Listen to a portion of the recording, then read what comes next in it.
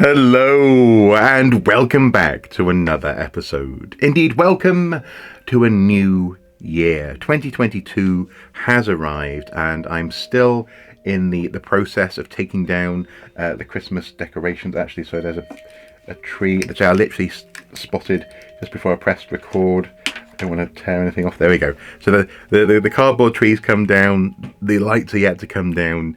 It's a weird time of year, isn't it? When actually suddenly, I don't know about you, but for me, parts of the house suddenly feel quite empty. You know, the tree is no longer in the corner, the lights aren't on the stairs or on the windows.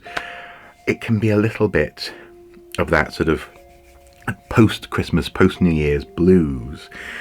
But this year I have no excuse for that, because as you can tell from the title of this video, it is, for me, probably the most Lego-y time of the year. And yes, I'm hearing the tune in my head. It's the most Lego-y time of the year. And this year, it's not always the case for me, but this year it's definitely true, because I was lucky, very lucky this Christmas, to get 2 big Lego sets. And then I recently treated myself to a third because, well, you'll see why in a second. So from my lovely wife, I received on Christmas Day, yet to open it, but you know, she understands why.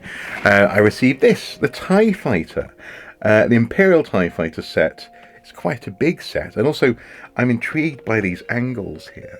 Looks like they achieved them using a ball socket to get the ion. Is it the ion engine? Twin ion engine is what it stands for. The solar panels angled properly. Looks like they use like a ball joint to achieve that. So it looks like it's going to be an interesting set to put together. Star Wars, always a thing of interest to me, and also as well, note Darth Vader on there, not Kylo Ren.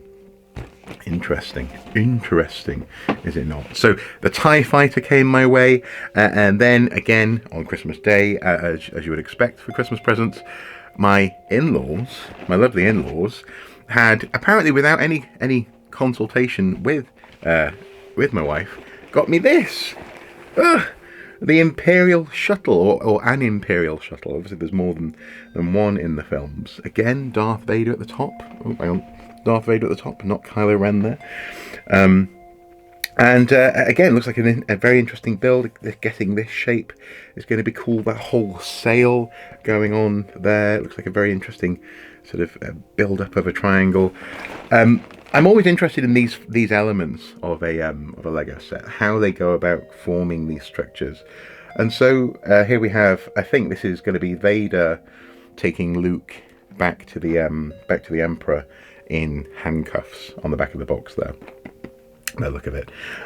We have I think a 2-seat section inside, and the cockpit, and quite a nice little translucent blue elements plates for the engine there. So that's cool. I'm very much looking forward to building that. I'm not sure where I'm going to put these once they're built.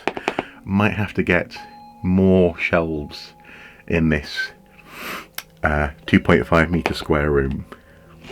I don't know, it's already looking like a Georgian gentleman's study in here. It's so densely packed, but we shall see, because these have to be built and have to be displayed, of course. Naturally, over the past few days, I've been knolling and laying out the bits from the Hidden Side school bus, the Newbury High school bus that I received before Christmas. It was like an early Christmas present in December. I didn't really have time to make it during the Christmas holiday, so it's all laid out, and I'm in the process of doing that now. And I discovered that actually the Portaloo, which becomes a monster in that set, has a little brown disc that apparently is designed to, because it sort of spins in place on the brick that it's in. It's a very interesting brick actually. When you push it, it's designed to pop out of the monster, out of the mouth, out of the door of the Portaloo. And that can only be one thing. It's brown, it's flying out of a Portaloo. Interesting choice there, Lego. Interesting. But anyway, I'm looking forward to putting that together. That's the next thing I'm actually building. Along with, and I plan on doing a live stream of this, because it's so interesting to me, and that is this guy. This was released on the 1st of January, along with a whole load of other sets, which are of varying degrees of interest to me, but this is the one I definitely had an eye on. So this squiggly wiggly monster called Gargantos. The Gargantos Showdown is what the set is called.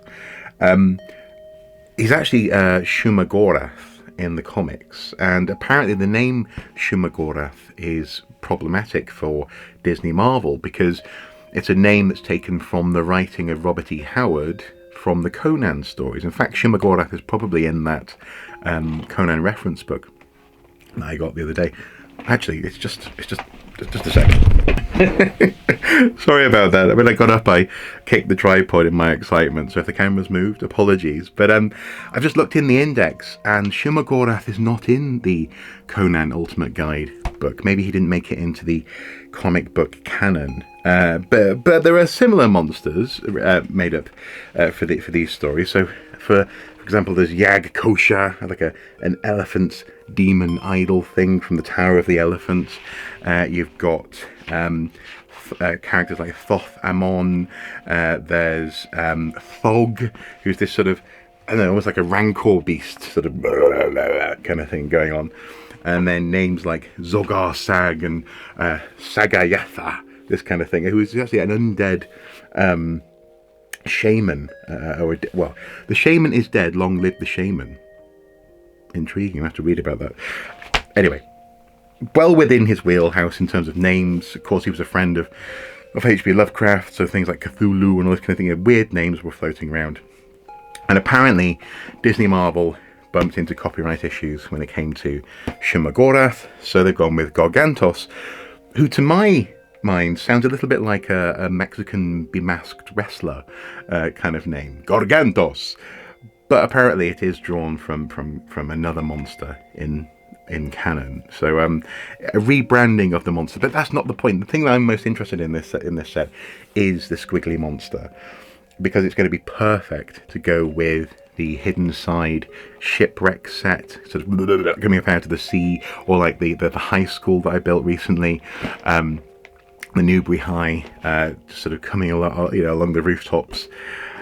Yes. I mean, Lego and squiggly things. I mean, I've already made a video on Lovecraftian Lego in the Hidden Side series. I'll put a link to that at the end of this. But what a time to be alive! What a time to be alive as a Lego fan and a fan of eldritch horrors and squiggly sci-fi. So yeah, it's the most Lego-y time of the year, it seems, and I'm looking forward to giving these sets a go. And that's more or less where I'm at. I mean, we're watching a little bit of interesting new TV as well at the moment. We've started watching Legion, the sort of mutant X-Men universe show, all about the son of Charles Xavier. And it's so interesting, so psychedelic actually in many ways, that I'm really frustrated I didn't get to see it when it first came out. It was on a network we couldn't get here. But it's so interesting that it's led me to get hold of some of the comics, just to start reading about this character.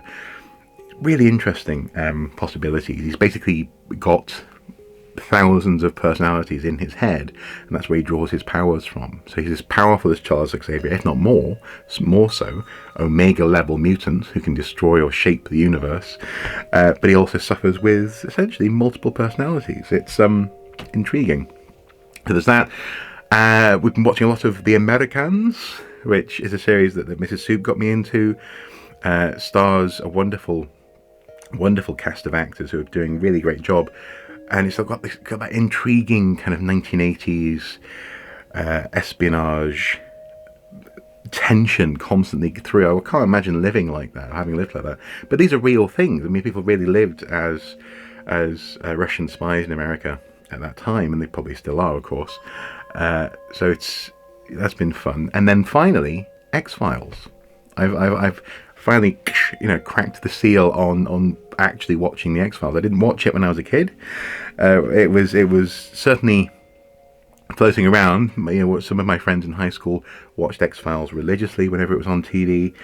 It just sort of passed me by. So I'm discovering X-Files at the age of 37. 37? Yeah, 37. I'm not 38 yet. 37 for the first time. So I've started at the beginning. I'm going to go all the way through, watch the movies. I think there's a spin-off that they did as well at one point. And there's also a couple of interesting books I might read too. So yeah, that's been my Christmas New Year, I suppose. Lego and cool TV. I'm not really sure how to finish this video. It's been a slightly strange one, hasn't it?